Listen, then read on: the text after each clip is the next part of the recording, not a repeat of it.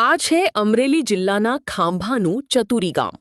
ચતુરી ગામનો 5 વર્ષનો માસૂમ જિયાન દેવકુમભાઈ સીધા જ્યારે રાત્રિના સમયે પોતાના દાદા સાથે ઘરની નજીક આવેલી ડેરી પર દૂધ આપવા જઈ રહ્યો હતો ત્યારે જ અંધારામાંથી કાળ બનીને આવેલી સિંહણે તેના પર તરાપ મારી હતી. દાદા કંઈ સમજે તે પહેલાં જ સિંહણ બાળકને હાથમાંથી ખેંચીને સીમ તરફ ભાગી ગઈ હતી. પોતાના ઘરથી માત્ર 20 ફૂટ દૂર બનેલી આ ગંભીર ઘટનાથી સ્થાનિકોમાં કંપારી છૂટે તેવું વાતાવરણ સર્જાયું હતું. 1.5-2 કલાકની જહેમત બાદ ગામથી 1 કિલોમીટર દૂર જંગલ વિસ્તારમાંથી માસૂમ બાળકનો લોહી લુહાણ મૃતદેહ મળી આવતા પરિવાર પર આભ તૂટી પડ્યું હતું ને પરિવારનો એકના એક દીકરો છીનવાઈ ગયો હતો. જ્યારે આ ઘટના કેમ ઘટી તે અંગે આંગળી પકડીને પૌત્રને સાથે લઈ જતા દાદાએ શું કહ્યું, જુઓ આ રિપોર્ટમાં. દૂધ દેવા હતા પછી હું આવડિયા ડેરી ઘરની બાજુમાં દૂધ એક હાથમાં ડોલ હતી, એક હાથમાં એ જવાન હતો. એ ત્યાંથી આવ્યું એ ખબર નથી. પકડી લીધો હાથમાં, અહીં પકડી લીધો એટલે અમે આકલો કર્યો. આકલો કર્યો એક કૂદી વહી ગઈ. અમે થોડા ખુદી આવેલા પણ અમે પાછળ દોડ્યા. ઘણું બધું 5 મિનિટમાં તો ગામ લોકો બધા પાછળ દોડ્યા. ગઈકાલે આ ચતુરી ગામમાં સાંજના સમયે વાઘાભાઈ સીડા નામના વ્યક્તિ પોતાના પૌત્રને લઈ 5-6 વર્ષના પૌત્રને લઈ બાજુમાં જે ડેરી છે ત્યાં દૂધ દેવા માટે જતા હતા. તો અગાઉથી સિંહણ બેઠેલી હતી.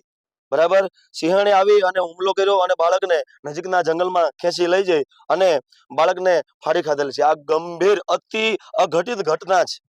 આ પહેલી વાર નથી. અમરેલી જિલ્લામાં હમણાં ઘણા બનાવો આવા બન્યા છે. 4થો થી 5મો આવો બનાવ છે. તો આ ઘટના ઘટ્યા જ કરે તો સરકારની આપણે માગીએ અને પછી જાગે એની કરતા ત્યાં એને એવી નહીં ખબર હોય કે હવે આ જાગવું જોઈએ. હજી પણ આજે અમારી રજૂઆત છે, આવતા શનિદેવીમાં વનમંત્રી શ્રી અર્જુન મોઢવાડિયા સાહેબ અહીંયા આવવાના છે. બરાબર, તો આવીને આશ્વાસન આપીને જતા રહે એ અમારો મુદ્દો નથી. કાલ કદાચ આવું બીજો બનાવ બને કે ન બને કોને ખબર છે. તો નક્કર પગલા લેવાની જરૂર છે. નક્કર પગલા શું કામ કે ફોરેસ્ટ ડિપાર્ટમેન્ટને લગતા, જંગલ ખાતાને, જંગલને લગતા આ બધા ગામડાઓ છે. હવે આ ગામડાઓમાં વસતા પશુપાલન જે ભાઈઓ છે, ખેડૂતો છે, એ ખેતીવાડી અને પશુપાલન હારે જોડાયેલા છે. તો એને જંગલ સાથે તો નાતો છે.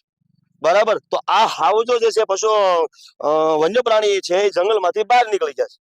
કારણ શું કે પશુને અંદર જવા માટેની પહેલા પરમિશન હતી એટલે હાવજ બહાર નહોતા નીકળતા. અત્યારે પશુપાલકોને અંદર ગાયો ભેંસો લઈને જવા દેતા નથી એટલે જનાવરો બહાર નીકળી ગયા છે. જનાવરો બહાર તો નીકળી ગયા છે પણ અહીંથી ઠેઠ જંગલ વિસ્તાર છોડી આ ખાંભાઈ ગીરનું નાકું છે ત્યાં સુધી હાવજ પેલા આવતા. અત્યારે ઠેઠ ભાવનગર સુધી જતા રહ્યા. શું કામ કે ફોરેસ્ટ ડિપાર્ટમેન્ટના એવા કડક નિયમો પાયા વિહોણા પોતાના રોટલા શેકવા માટે. અને બીજું કહી દઉં છું, મીડિયાના માધ્યમથી મીડિયાના ભાઈઓએ ખૂબ આમાં હેલ્પ કરી છે અને હજી પણ શનિ રવિમાં અમારી સાથે રહી અને આ મુદ્દો સારી રીતે સોલ્વ થાય. આ કોઈ વિવાદિત મુદ્દો નથી પણ સરકાર વિવાદ કરે છે, પોતાના રોટલા શેકે છે. આગામી સમયમાં નક્કર પગલા લઈને એવો રસ્તો નીકળે કે પશુપાલકોને અંદર જંગલમાં જવાની પૂરી પરમિશન આપવામાં આવે.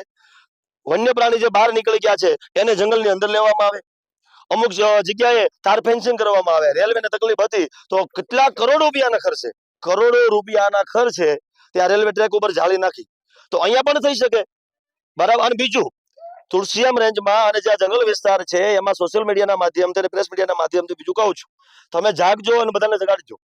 હાવજ જોવા માટેનો સ્પેશિયલ ધંધો ચાલુ થયો છે. એના કારણે ખેડૂત દુઃખી થાય છે. તમે ફોરેસ્ટ ડિપાર્ટમેન્ટને એવું માનો છો કે ખાલી હાવજનું રક્ષણ કરે છે અને ધ્યાન રાખે છે? એના દ્વારા પણ હાવજ જોવામાં અને પછી જોવાવાળાને બોલાવવામાં આવે છે. બરાબર, પછી ફોરેસ્ટ ડિપાર્ટમેન્ટ એને હાવજને દેખાડી અને એનો જાહેર માણસો જતા રહે અને પછી બીજા વ્યક્તિઓ આવે ત્યાં એ જોવે એટલે એની પજવણી થાય પછી ખેડૂતને હેરાન કરે હાવજ. આવો ગંભીર મુદ્દો છે. આવા એક મુદ્દો નથી, આવા અનેક મુદ્દા છે. વનમંત્રી શનિ રવિમાં અહીંયા આવે અને શનિ રવિમાં અહીંયા નહીં આવે અને અમારો પ્રશ્નનો જવાબ તાત્કાલિક ધોરણે એનું નિરાકરણ નહીં આવે તો અમને આનું નિરાકરણ કરતા આવડે છે.